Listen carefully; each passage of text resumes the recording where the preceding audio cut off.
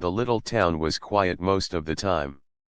A few shops stood along the dusty road, and the sound of bicycles and bullock carts was more common than the noise of cars. In one corner of the road stood a small, old workshop. The tin roof was rusty, the walls carried black stains from oil and smoke, and tools were scattered on a wooden bench that looked older than the man who worked there. That man was Ravi, a mechanic who lived a simple life. He was not rich, but he was known for his honest hands. People said he could bring life back to the oldest machine if you gave him enough time. His clothes always had oil marks, his nails carried dust no matter how many times he washed them, and his back often ached after long hours of bending over engines. Still, when people looked at him, they didn't see just a tired man. They saw someone who worked with heart, someone who never cheated and never turned away anyone who came for help.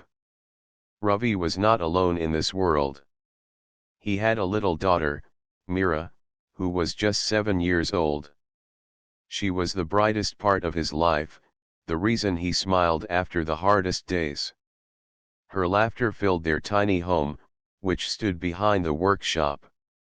It was a one-room place with a bed, a small stove, and 2 chairs that often creaked when anyone sat on them. To Ravi, that house was no less than a palace, because Meera lived in it. Every morning, Ravi woke up before the sun rose. He would quietly prepare tea on the small stove, making sure Meera slept a little longer. Then he would pack her school bag, place her old shoes neatly by the bed, and leave a note saying, "Study well. I will be waiting." After that, he would step into the workshop, ready to start his day. Sometimes, customers came early with broken bicycles or motorbikes. Sometimes, no one came until afternoon. The workshop was small, and business was never steady. Some days, he earned enough to buy vegetables, milk, and books for Meera. On other days, he earned so little that he quietly skipped his own meal just to make sure Meera's plate was full. He never told her about these sacrifices, he only smiled and said he was not hungry whenever she asked. Meera, even at her young age, understood more than Ravi thought. She knew her father worked hard and often came home tired. That is why she never complained. When her friends showed new dresses or toys, she only smiled politely and then turned her thoughts back to her father. For her, no toy could match the joy of sitting beside him while he fixed engines, listening to his soft voice as he explained how machines worked. One evening, as the sun painted the sky orange, Ravi sat outside the workshop with Meera by his side. She was reading a school book while he tightened bolts on a motorcycle. A neighbor passing by said, "Ravi, you work too much. You should rest sometimes." Ravi just smiled and replied, "Work is what keeps food on the table, and it keeps me close to my daughter. What more could I want?" Life was not perfect, but it was peaceful. Yet, deep inside, Ravi sometimes worried. He wondered how he would provide a better future for Meera. Her school fee was hard to manage, and she often needed things he could not afford. Still, whenever she looked at him with her bright, trusting eyes, he pushed his worries away. He told himself, "As long as I can work, I will make sure she never feels alone in this world." The little workshop carried more than machines, it carried dreams. Each spanner, each screwdriver, each broken part waiting to be fixed was a reminder of Ravi's fight with life. The fight was not against people, but against poverty, struggle, and loneliness. Every day he fought with patience, and every evening he won, because when he returned home and saw Meera smiling, he knew the day was worth it. In that quiet town, where nothing seemed to change, Ravi's story was quietly being written. He was just a poor mechanic in the eyes of others, but in Meera's eyes, he was the strongest man, the most important hero. And even though life gave him little, he gave back more than anyone could see: love, honesty, and a heart that never gave up. The workshop might have been small, the roof rusty, the walls cracked, but to Ravi and Mira, it was a place full of hope. Neither of them knew that soon, life would bring them a visitor who would change everything. But for now, their world was simple: a father, a daughter, and a workshop where love lived quietly between the sound of hammers and the hum of engines. It was a cloudy morning, and the sky looked heavy with rain. Ravi stood outside his workshop, sipping tea from a steel cup. The town road was quiet, only a few bullock carts passed by. Mira had already gone to school with her books hugged close to her chest, waving goodbye to her father with a bright smile. Ravi, as always, waved back until she disappeared down the street. He went back inside the workshop and began checking an old tractor engine.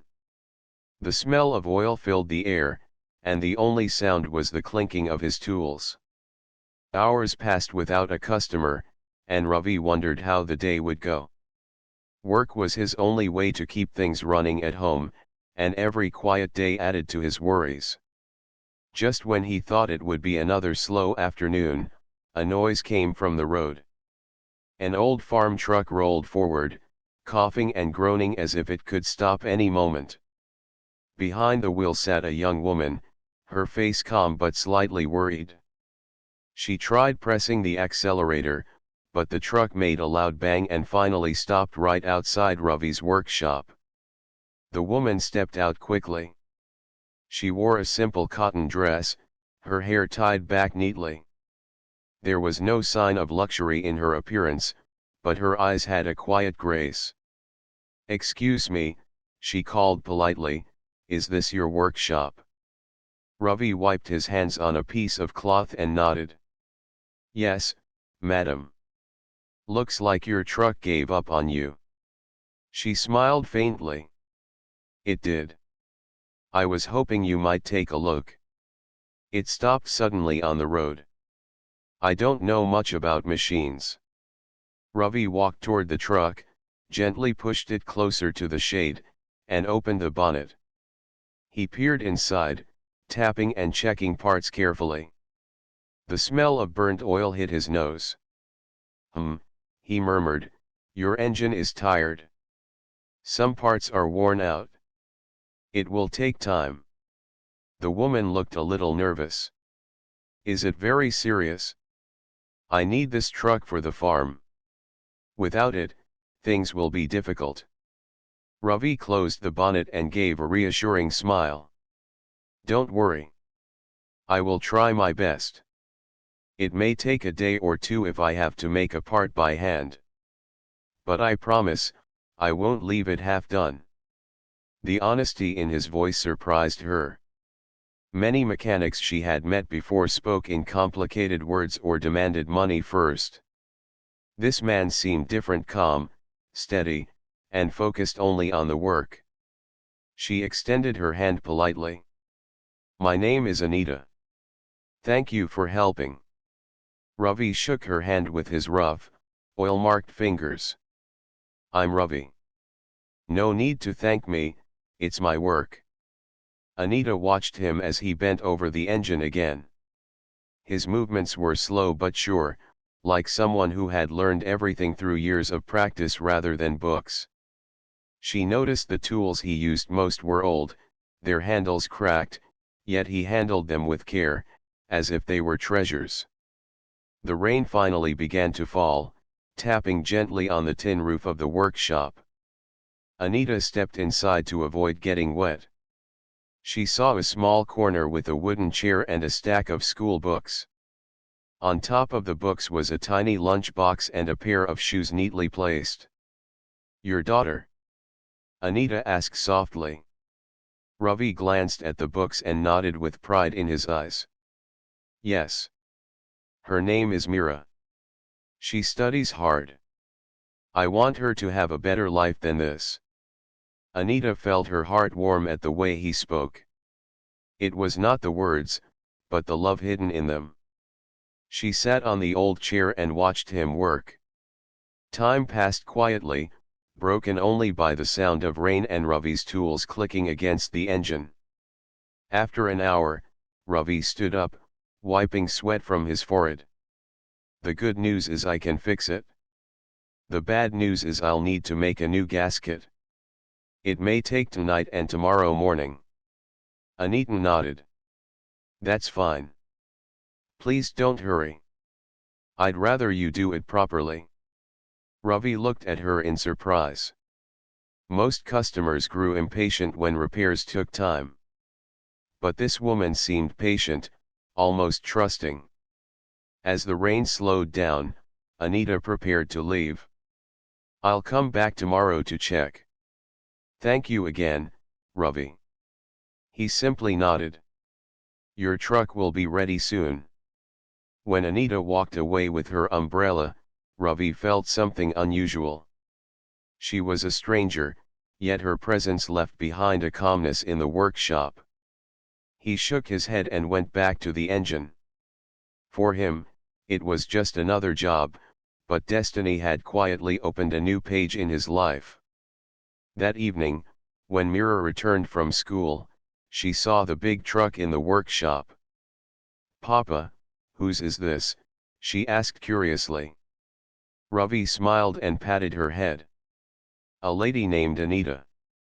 She needs our help. We'll fix it for her. Mira's eyes sparkled. Can I help too? Ravi laughed softly. You already help, Mira. You study well. That's more important than fixing trucks. The little girl sat by her father, flipping through her school book, while he worked under the dim lamp. The sound of pages turning and tools clicking blended together, creating a picture of love, patience, and hard work. Neither of them knew that the broken truck belonged to someone whose life was far away from their simple world. But soon, that truth would come forward and change everything. The next morning, the sun rose slowly, painting the town in soft golden light. Ravi was already at the workshop, working on Anita's broken truck. His shirt was damp with sweat, and his hands were dark with oil. He worked carefully, shaping a part with a file, checking the measurements again and again. His eyes looked tired, but his heart stayed strong. Soon, little footsteps came running from the street. It was Mira, her school bag bouncing on her back. She stopped near the workshop door, breathing hard but smiling. Papa, I finished my homework early today, so I thought I would sit with you before school. Ravi looked up from the truck, his face lighting up. Ah, my princess is here. Come, sit there with your books. Just don't get too close to this machine. It's messy. Mira sat on the old wooden chair, pulling out her notebook. She wrote carefully, her pencil scratching lightly on the page. Every now and then, she glanced at her father, watching him fix the engine with focus. Her little heart swelled with pride. To her, he was not just a mechanic.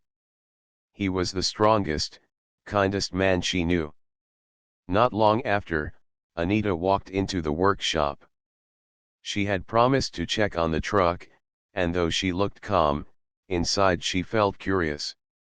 She wondered what kind of man worked so hard in this small place. She wanted to know more about him. She greeted softly, "Good morning, Ravi." Ravi straightened up, wiping sweat from his forehead. "Good morning, madam. I'm working on your truck. It should be ready soon." Anita's eyes fell on Mira, who was quietly solving sums in her notebook. The child's shoes were old, the sole worn thin, but her face glowed with innocence. Anita walked closer and asked gently, "And what is your name?"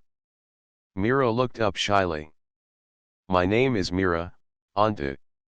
Anita smiled warmly. "That's a very pretty name. Do you like studying?" Mira nodded quickly, her eyes sparkling. Yes, very much. Papa always says studying will make my life better. He helps me every night, even when he's very tired. Anita glanced at Ravi, who bent over the engine again, pretending not to hear. But her heart softened at the child's words. She saw something rare in this small workshop, a man who had little but gave everything he could to his daughter. Mira went on, speaking with the honesty only a child has. Papa sometimes skips his dinner when we don't have enough. But he always tells me he is not hungry. I know he is lying, but he smiles so much that I can't say anything. Ravi looked up quickly, his cheeks turning red. Mira, that's enough talk. Go back to your writing.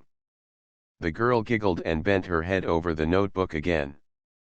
Anita's eyes grew moist, though she quickly blinked the tears away. She did not want Ravi to feel embarrassed. Instead, she sat down on the other chair and said softly, "You're very lucky, Mira, to have such a father." Mira nodded proudly. "Yes, I know. He is my hero." The simple words struck Anita deeply. She had grown up in a big house with many servants, but her life had often felt empty. She had never seen such closeness, such sacrifice, between a parent and child. In that moment, she began to admire not just Ravi's skill as a mechanic, but his strength as a father. The hours passed as Ravi worked silently, and Anita watched with quiet respect. She noticed how he handled each tool carefully, how he checked every detail, never rushing even though his clothes were soaked with sweat. He was not just repairing a truck, he was pouring his heart into it, because to him, every job mattered. When it was almost afternoon, Mira closed her notebook and looked at her father. "Papa, I should go to school now. Will you walk me to the gate?" Ravi put down his tool and nodded. "Of course." He washed his hands quickly in a bucket, then took Mira's bag. He walked with her down the street, Anita following slowly behind. At the school gate, Ravi bent down and tied Mira's loose shoelace carefully, patting her head. "Study well, my princess. I'll be waiting for you." Mira hugged him tightly before running inside.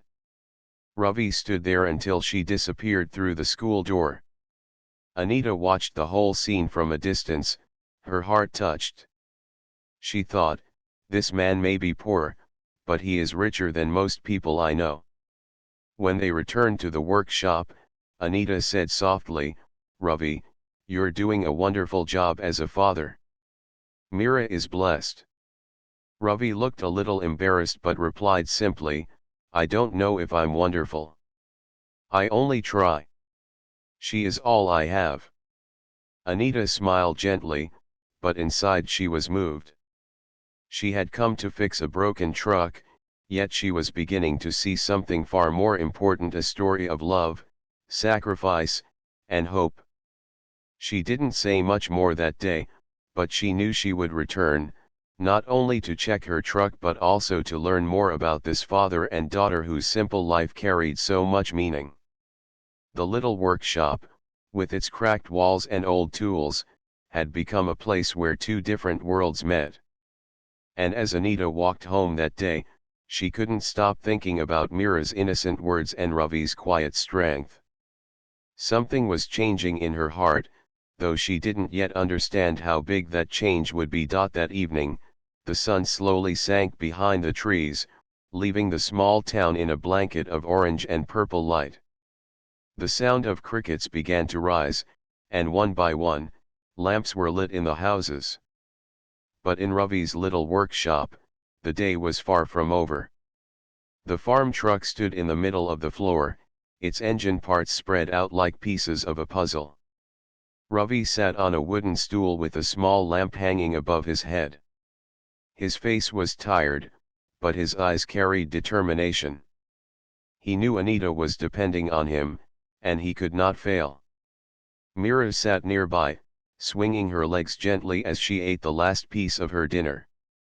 She watched her father work in silence. She could see how tired he was, but she also knew he would never stop until the job was done. "Papa," she said softly, "will you sleep late again tonight?" Ravi looked up and gave her a small smile. "Yes, my princess. This truck needs care, and if I stop now, it may not be ready tomorrow." Mira tilted her head. "You always work so hard. I wish I could help." "You already help," Ravi replied warmly. "When you study well, when you smile at me after school, when you sit near me like this, you give me strength. That is more help than you know." The little girl smiled proudly, then rested her head on her school bag. Within minutes, her eyes closed, and she drifted to sleep. Ravi pulled an old blanket from a shelf and gently placed it over her small body. He stood for a moment, watching her peaceful face, and whispered, "For you, my daughter, I can work all night." The workshop was quiet except for the clicking of tools. Ravi bent over the engine again, carefully shaping a new gasket from a sheet of metal. His hands were rough, his tools were old, but his skill was sharp. Every cut, every polish, was done with patience. He worked as if he was repairing something more than a machine, as if he was repairing a piece of someone's life. Hours passed. The lamp flickered, and the night grew colder. Ravi's back ached, and sweat rolled down his forehead, but he did not stop. His stomach growled he had skipped his own dinner so that Mira could eat enough. Still, he ignored the hunger. The truck needed him more. At one point, Anita quietly appeared at the doorway. She had been worried about her truck, but when she saw Ravi working with such focus, she did not step inside at first. She stood in silence, watching the scene: the father bent over the machine, the daughter asleep on the chair with a blanket around her shoulders. A warmth spread in Anita's chest. It was a picture she could not forget: love and struggle together in one small workshop. Finally, she cleared her throat softly. "You are still working?" Ravi looked up, surprised. "Oh, madam, I didn't hear you come." "Yes, I must finish this. Tomorrow, you will need this truck for your farm." Anita stepped closer, lowering her voice so as not to wake Mira. "You haven't even eaten, have you?" Ravi shook his head lightly. "It is fine. My hunger can wait. But machines cannot wait. If I stop, the work will remain half done." Something in his words touched Anita deeply. She had grown up seeing wealth, comfort, and people who worked only when it suited them. Here was a man who gave his best even in hunger, even in darkness. She wanted to say something, but the words stuck in her throat. All she managed was a quiet, "You are different, Ravi." He looked back at the machine and said, "No, madam. I am just a mechanic. This is my duty." Anita did not argue. She simply left a small packet of food on the table and whispered, "For when you finish." Then she walked away into the night. Ravi noticed the packet later. He touched it gently but did not open it immediately. Instead, he looked at his sleeping daughter and thought, "Maybe I will share this with her in the morning. She will smile if I tell her the kind lady left it for us." The night dragged on, but Ravi did not slow down. The new gasket was finally ready. He fixed it into place, tightened the bolts, and checked every part twice. His fingers ached, but when the engine finally gave a smooth sound instead of a cough, his tired face broke into a smile. It was almost dawn when Ravi finished cleaning his tools. The truck was ready. He covered Mira properly with the blanket, then leaned against the wall, closing his eyes for just a moment. The first rays of morning light touched the workshop, and a gentle peace filled the air. Ravi had spent the whole night fighting with metal and hunger, but he had won. The truck was alive again. And though he did not know it, his honesty and dedication had also left a deep mark on Anita's heart. The morning sun shone brightly over the little town. Birds sang on the trees, and the smell of fresh bread from a nearby shop filled the air. Inside Ravi's small workshop, the farm truck stood proudly, its engine repaired and shining. Ravi, though tired from the long night, looked at it with quiet satisfaction. His hands were sore, his back stiff, but his heart was light. Mira stirred awake from her chair, rubbing her eyes. She saw her father standing near the truck, wiping his tools. "Papa, did you fix it?" she asked, her voice still heavy with sleep. Ravi smiled gently. "Yes, my princess. The truck is ready. All night it kept me busy, but now it's alive again." Mira clapped her hands with delight. "You are the best mechanic in the world." Before Ravi could reply, footsteps approached the workshop. Anita entered, carrying a small basket. She wore a simple dress again, her hair tied back neatly. Her eyes widened as she saw the truck, shining as if it had never broken down. "You really did it," she said softly, almost in disbelief. Ravi nodded humbly. "Yes, madam.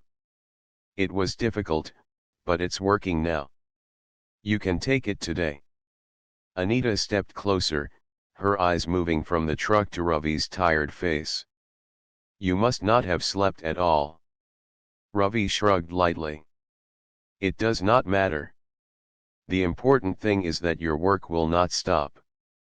Mira, with her usual innocence, added quickly, "Papa didn't even eat last night. But he always says work is more important." Ravi gave her a sharp but gentle look. "Mira, enough." He did not want to sound as if he was seeking pity. Anita, however, felt her heart ache at the little girl's words. She placed the basket on the table and opened it. Inside were fresh bread, fruits, and a flask of tea. "I brought this for both of you. Please, don't refuse. You've worked so hard, and Mira should also eat something before school." Ravi hesitated. He was not used to such kindness from strangers. But Anita's eyes carried sincerity, and Mira's eager face convinced him. "Thank you," he said quietly. The three of them sat together for the first time. Mira happily bit into the bread, swinging her legs under the chair. Ravi ate slowly, his tired body grateful for the food. Anita poured tea into a steel cup and handed it to him. There was a silence, but it was a comfortable one, filled with warmth. After a while, Anita spoke. "Ravi, you are different from most people I've met. You don't just work for money. You work with honesty and care. That is rare." Ravi looked down, embarrassed. "I don't know if I'm different. I only know that this workshop feeds us. And if I cheat or do wrong, how will I teach my daughter to be honest? She is watching me always." Mira nodded proudly. "Yes. Papa always says truth is more important than anything." Anita smiled at the little girl. She felt a strange bond forming, one she hadn't expected. She had only come here for a repair, but she was leaving with respect for this man and affection for his daughter. When the meal was done, Ravi stood and checked the truck once more. He started the engine, and it roared smoothly, filling the workshop with a strong sound. Anita's face lit up with relief. "It's perfect. You've given me more help than you know." Ravi shook his head. It's just my job. But Anita thought differently. She looked at him and said softly, sometimes, a job is just a job. But when it's done with heart, it becomes something more. Thank you, Ravi. Before leaving, Anita bent down to Mira and said, would you like me to bring you some storybooks next time? I have many at home. Mira's eyes widened with excitement. Really? Oh yes, I love stories. Ravi tried to protest. That is not necessary, but Anita smiled and placed her hand gently on Mira's head.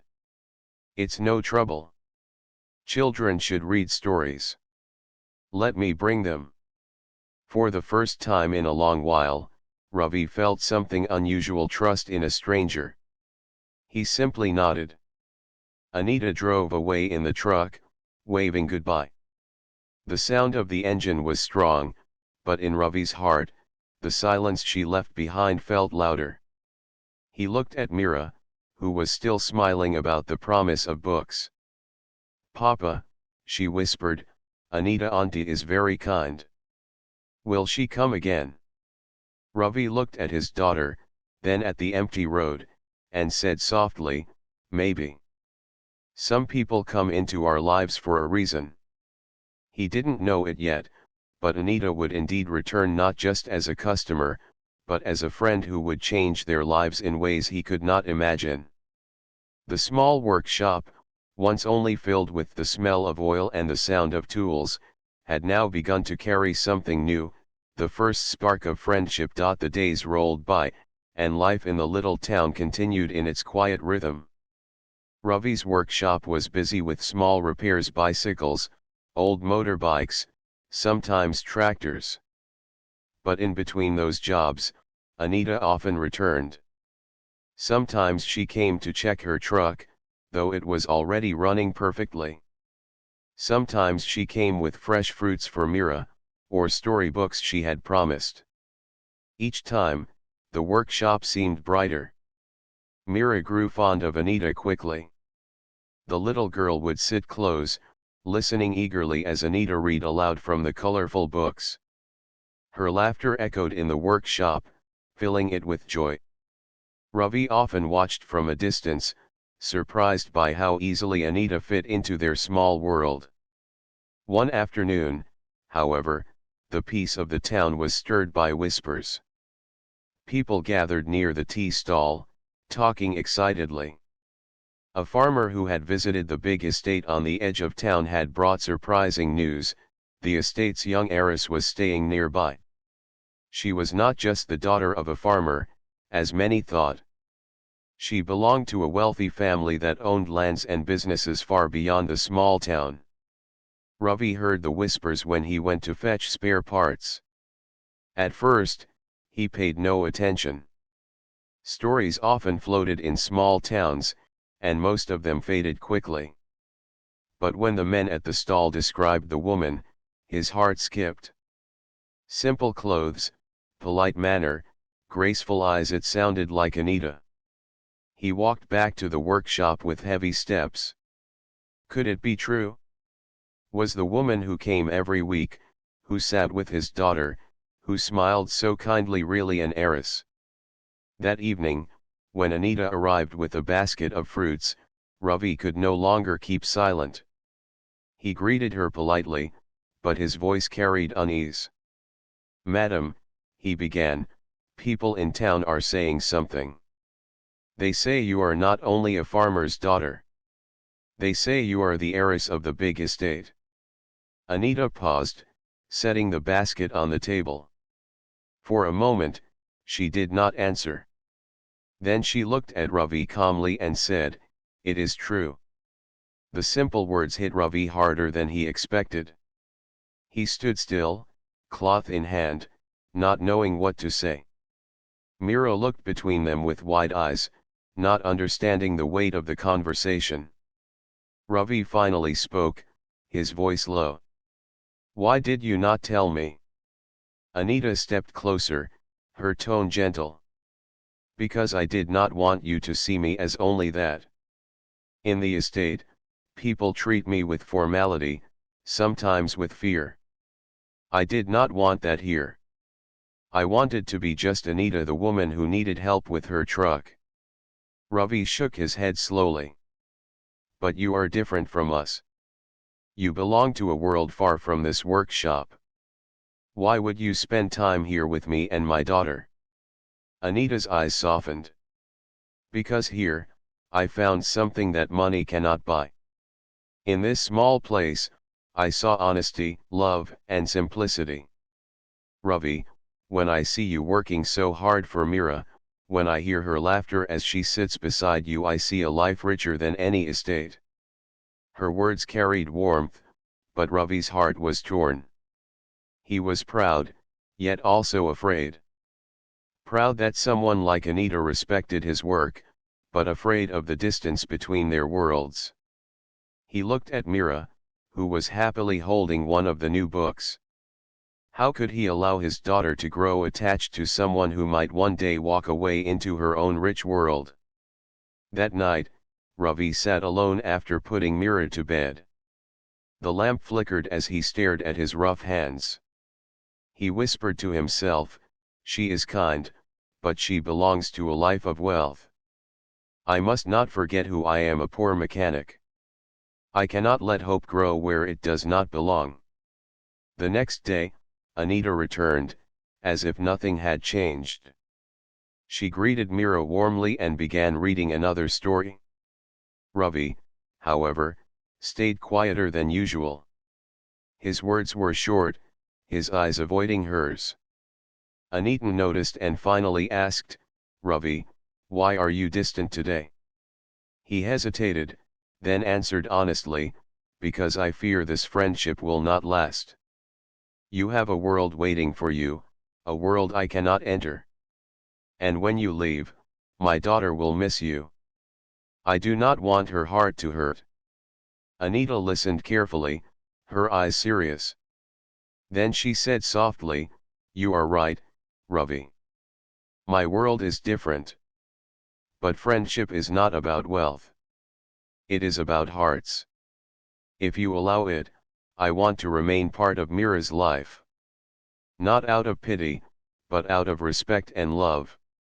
For a long moment, silence filled the workshop. The sound of the ticking clock on the wall was the only noise. Finally, Ravi sighed deeply.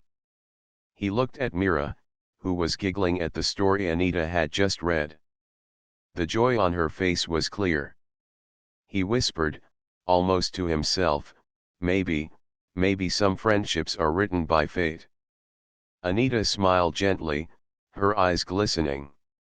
The truth was revealed, the difference between their lives was clear, yet something stronger than wealth or poverty had begun to grow. In that small workshop, with cracked walls and oil-stained floors, a bond was forming that no amount of riches could replace. And though Ravi still carried doubts, one thing was certain, life had brought Anita to them for a reason. The morning sun fell softly on Ravi's little workshop, filling the room with warm golden light. The repaired truck gleamed outside, ready to face the roads again. Life, however, had begun to feel different for Ravi and Mira. The air carried a quiet hope, one that had entered their world slowly and gently. Anita returned once more, carrying a small stack of books and a basket of fruits. Mira ran to her immediately, eyes sparkling with excitement. "Auntie, you promised new stories," she exclaimed. Anita laughed softly. "Yes, I kept my promise. These are for you, Mira. I hope you enjoy them." Ravi watched the exchange silently, his heart warm yet cautious.